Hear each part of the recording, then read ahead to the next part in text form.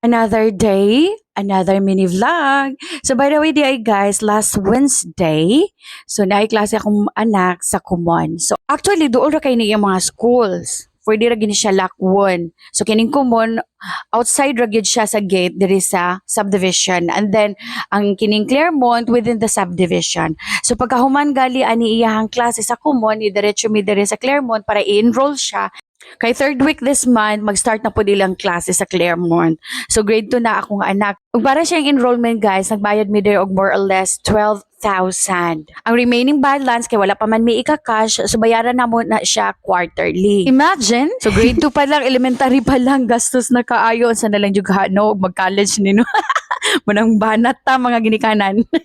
Para sa kayuhan sa atong anak labarn. So pag humana magpa-enroll guys, diretso pod mi sa Mangkikos kay namalit mi og kanang Pizza Hut, and then diri pod mi guys sa quick-quickan. Mga street foods pod among gipamalit kay oy gastos kayo diri sa ta. So sa una guys, nagira ko napakanon ako anak og street food guys, sobraan kay ko kaarte niya. Sakitin man gihapon ay da ipakanon na ay. Basta sure lang po ko nga limpyo ra po ang kanang pagkaunan dira sa street food, so okay ra gyud. Pero gilama na diha alangan po gimuhag yung pugsong pagkaon imong anak diha. So pagkaugma and it was yesterday, so pagtan-aw na ko sa kong workstation mura magiagian og bagyong undoy. So mao to, naglimpyo ko akong gipagawas tanan og akong gipang hugasan tanan kay partig yung abuga kaayo niya, nang limpyo po ko sa mong kwarto niya karon kay akong anak ingon na siya ako dog limpyuhan ning iyang horse lagi niya kay na busy man jud ko kay kining nalagi tay depekto pa sa tong lawas di pa ta kaliho kaayo nang hinahinay ra gyud. Sa tinuod no tungang adlaw gyud ni nakong trabaho nilimpyo dere.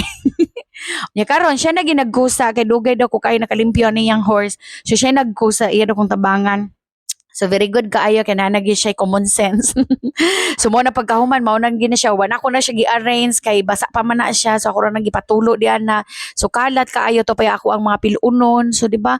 Pero di ka busy. So nya di man ta kalihok og pinaspasay kay kini laging napay dibikto atong lawas, so dahan-dahan ra kita diring dapita. So half di jud ta naglimpyo dire kay naglimpyo po ko sa kwarto. So pagkahuman ana igo-igo po nagabiin na mao nang nagluto po ko diri og tinulang isda. Kaya aron para sa among panihapon. O lami kay na kung tinulang isda, mga fresh vegetables na siya.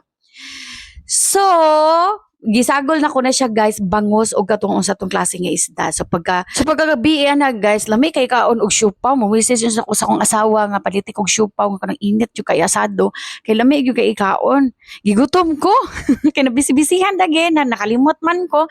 May gali kasi yung pag-uli nagbitbit siya aning burger og chicken nuggets sa McDonald's. So lipayag gid ako kay gigutom lagi ko kaayo gyud. Di gyud lalim. Og bisan pa man sa kabisi ayaw kalimot sa pag-inom ani multivitamins Enervon para magpabiling lig-on og himsog ang atong mga kalawasan ug layo sa mga sakit. Kutobra dinhi, daghang salamat and see you in my next vlog. Bye!